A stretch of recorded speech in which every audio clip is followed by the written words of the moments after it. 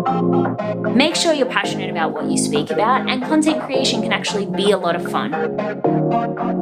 It doesn't need to be this super overwhelming thing. It can be something that you thoroughly enjoy doing.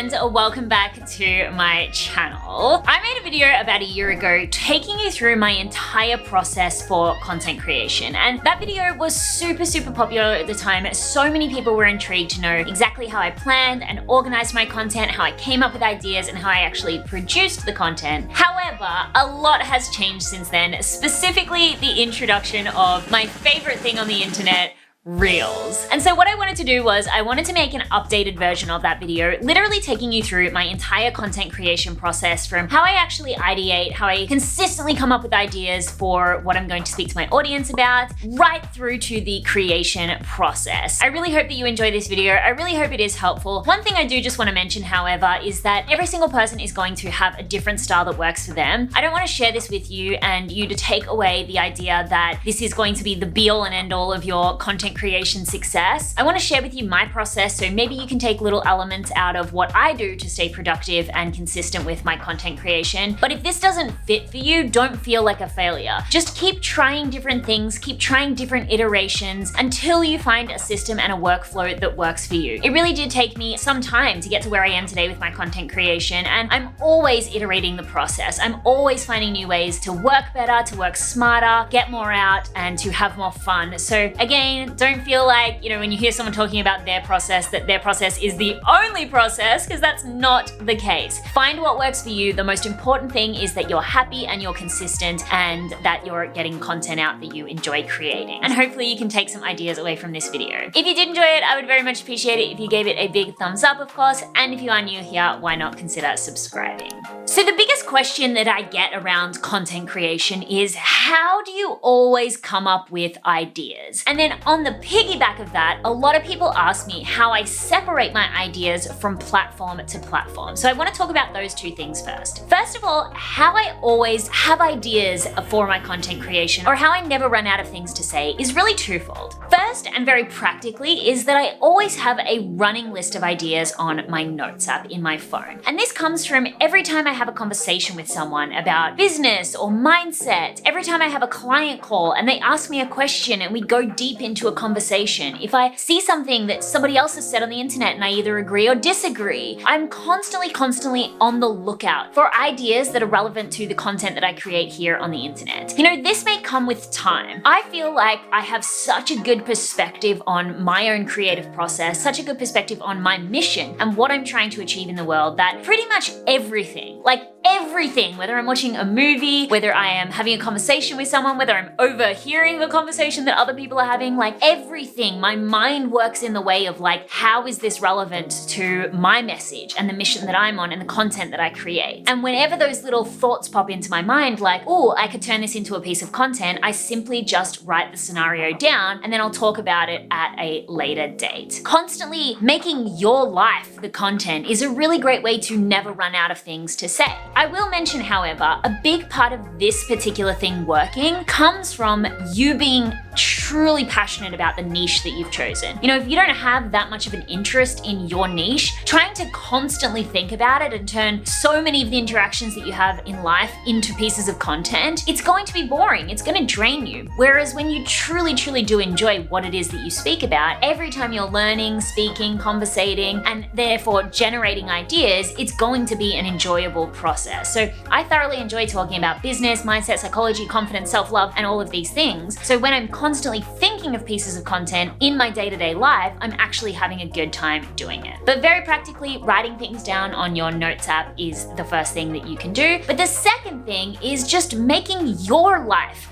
the content. So a lot of the times when I'm creating content, I'm basically just telling stories of things that are happening in my life. So many of the YouTube videos that you see here are examples of things that I'm thinking about because they're going on in my life. Where that was birthed out of was literally because I was going through a process of changing my own life. I recently did a video on a mini life upgrade. I'll leave it linked on the screen right now. I think when I've in the past just tried to find content ideas, I've gone onto YouTube and searched in the YouTube search bar, or I've gone onto Pinterest. Like, these can work sometimes, but a lot of the time the most potent pieces of content are the ones that are truly live and they're a part of my own experience, because I will speak about them so much more connectively and passionately because I'm in it. I'm in the thick of it, or I've just come outside the other side of that transformation. My life is the content. Yes, I'm ideating based on conversations and things that are going on, but also what's going on with me is generally the content that you see. And I'm also a rapper now. The second part of that as well is, how do I determine where to actually put the content? I have YouTube, I have a podcast, I have Instagram where I create stories, posts, reels. A lot of people want to know, how do you actually take these ideas and determine where to put them on the internet? For me, I've got a very simple process. Each of those individual features have their own intention. So YouTube, for example, is the platform where I will teach. I usually teach in a listicle format to help you learn about a particular concept. So right now I'm teaching you how to plan and create content. Where I have a topic that is very teachy, that will sit on my YouTube channel. My podcast is dedicated to conversations, interviews, so that's a pretty easy one. Whereas like on Instagram, for example, my stories are very much me documenting what is literally going on in my mind in that moment, what I'm doing. It's me documenting my life as a successful entrepreneur and as someone who's going through transformations, mindset work, all of the things that I teach. I'm showcasing that through my story. My feed is another place that I teach, but maybe the content isn't as long as it would be as if it's going to sit here on YouTube. Maybe it's just more of a quick idea or a thought or 1 or 2 tips versus maybe a list of 5. And my reels are just an opportunity for me to entertain. They're an opportunity for me to poke fun at different things in my industry or things that I find silly, or just to make people laugh, but still under the category of business and mindset. Knowing that each individual feature has its own purpose is how I differentiate with my content ideas. If I look at one of these ideas and I'm like, that really needs me to go through and teach step by step, of course I'm gonna put it on my YouTube channel. Whereas if I'm like, I could probably teach this in 1 minute, I'm gonna maybe put it in a feed post or maybe even talk about it on my stories. Understanding each of the individual platforms is a really great way to not only come up with content ideas, but when you do come up with those content ideas, knowing where to put them. The second step of how I plan and create my content is by having a very loose content calendar. And again, this is the part that works for me. Maybe it's not gonna work for you. A lot of people will do this in different ways. I'm what I like to call an intuitive content creator, meaning that, like I said, a lot of the time I'm creating based on what is actually happening for me in that moment or in that day or in that week. I find it very difficult to plan very far in advance. Even with these YouTube videos, they're usually only planned, 3 to 4 videos in advance. And that's only now because I'm working with a team on this. I'm working with a videographer. All of his details will be linked in the description below if you want to check him out. He's amazing. But anyway, I'm working with someone now, so we have to be a little bit ahead of schedule. But before that, I would film literally my video the week before it would go live. But I still want to focus on consistency, because consistency truly is key when it comes to content creation. If you're gonna upload to YouTube, do it at the same time and the same day each week. Train your audience when they can expect to hear from you, because they'll give you that surge of initial viewership, which will help boost the visibility of that piece of content. What I like to do is, rather than, let's say, sitting down at the start of the month and planning, on the 15th I'm gonna create a video about this, and this day I'm gonna talk about this on my stories, I don't like to go that far into the planning of my content. I like it to still be quite intuitive, and maybe think of an idea and I'll write it out and I'll schedule it out to go out the next day on Instagram. But I do have a content calendar, which I try my hardest to stick to. In my most recent video, I actually talked about one of the reasons I'm so happy is because I have low expectations but high standards. This is a perfect example of that. This is the standard that I've set for myself, but I don't feel bad if I don't stick to it for some reason or another throughout the week. I'm trying to strive to create this much content, but when I don't, I'm not gonna feel any type of way about that outcome. This is the calendar that I try to stick to. So,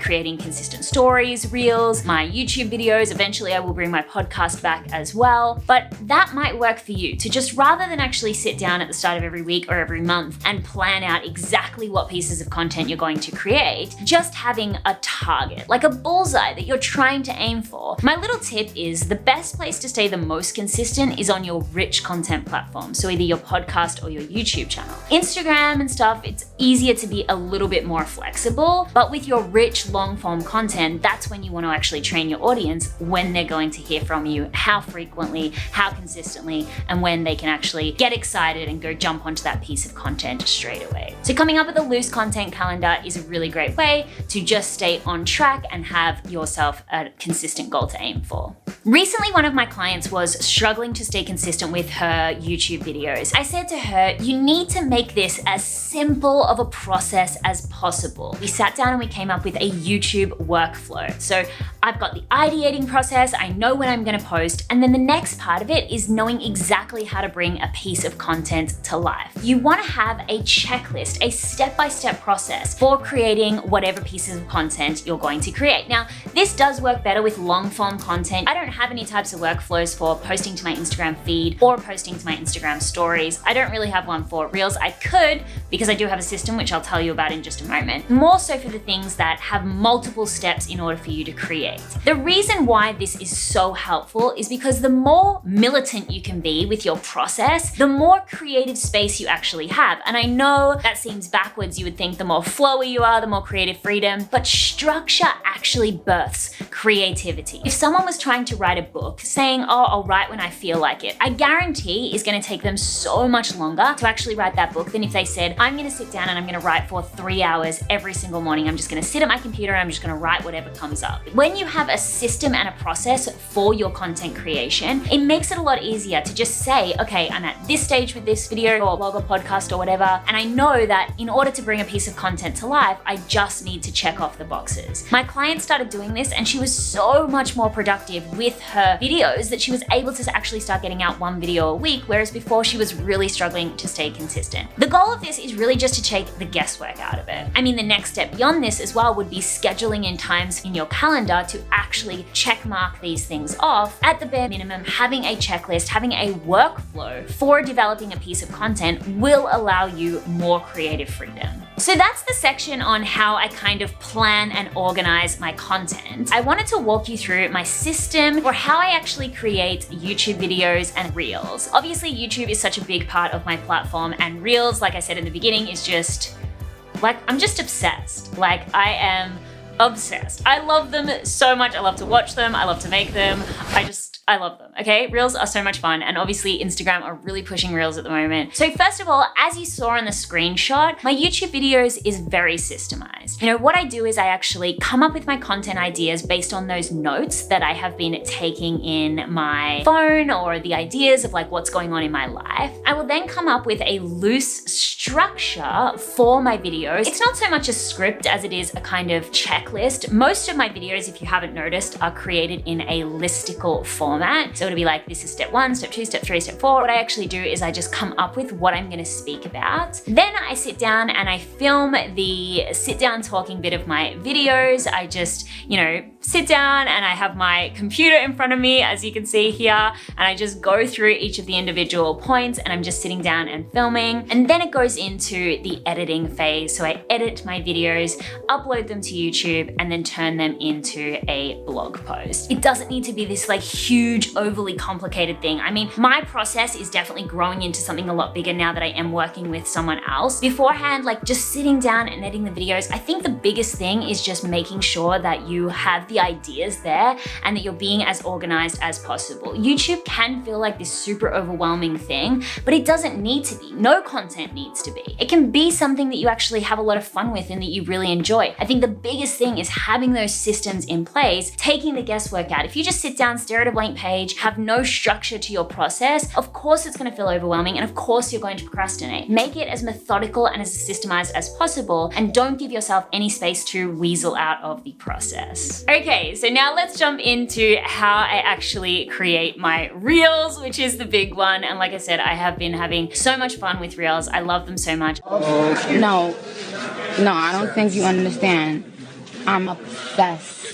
I know everyone is going to have a different process with Reels, but I just wanted to show you mine just because they're so new. No one even has analytics on Reels yet, so we don't really know a lot about them. I know a lot of people still find them extremely elusive and intimidating, but just like with YouTube, my goal here is to make it as simple as possible. Everything I do on the internet is make it as simple as possible for you. So here is my system for Reels. Step 1 is I spend a lot of time actually watching Reels. So I am constantly scrolling through that Reels feed, and every time I see something that resonates with me or that I think is funny or that I think that I could create myself, I just save that reel. Then when I'm in the mood to film something, maybe I'm in a bit of a silly mood, or maybe I've dressed up because I'm gonna film that day, or whatever it may be. I don't even sometimes get dressed up with reels. I've filmed like 3 reels in my gym clothes. Reels aren't supposed to be polished, but then I'll go into that saved section and I will just try to come up with ideas that are unique to my niche based on the things that I have saved. For example, I had a reel that was really popular. You know, it was just someone saying, I have never heard someone say so many wrong things in a row. I mean, you could use that for anything, but for me, because I'm very anti-hustle culture, I recorded myself using that sound, and then the idea really comes in the text. So I'm writing over the top of that, oops, I accidentally just listened to a Gary Vee podcast or something along those lines, right? So I save it, and then when I'm ready, I just learn the sound. So I just listen to it over and over again. So these are particularly for like lip syncy ones. If you are gonna do a dance, learn the dance.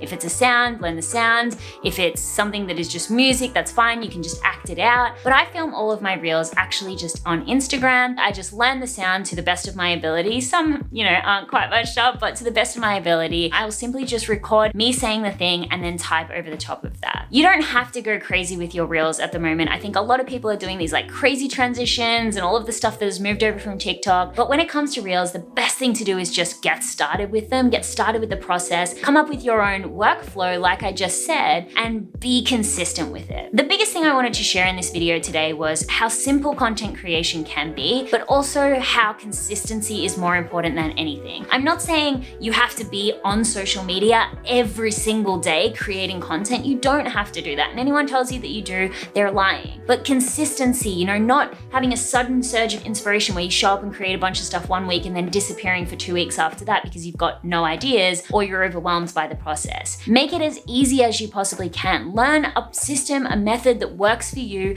for all of the different platforms that you create on and all of the different features that you use. Come up with a plan for how you can create that. Constantly be generating ideas. Make sure you're passionate about what you speak about, and content creation can actually be a lot of fun. It doesn't need to be this super overwhelming thing. It can be something that you thoroughly enjoy doing. I know this was a little bit more of a chatty, kind of rambly style video, but hopefully I was able to articulate to you my process for planning and organizing and creating my content. Now, if you did want me to go more in depth into any of the platforms that I use or anything, like I don't want to turn this channel into an Instagram channel. You know, this is all about mindset and being the best version of yourself. Creating content is something that I do thoroughly enjoy. It's one of my biggest passions in life, and I'm happy to teach it if that is something you would like to see. Because I know a lot of you do enjoy my content. I mean, I feel like that's why you've stayed to the end of this video, right? Anyway, that is it from me. I really hope you enjoyed this. If you have any questions about my process, please do not hesitate to ask me in the comments below. I want to thank you so much for your time, and I will see you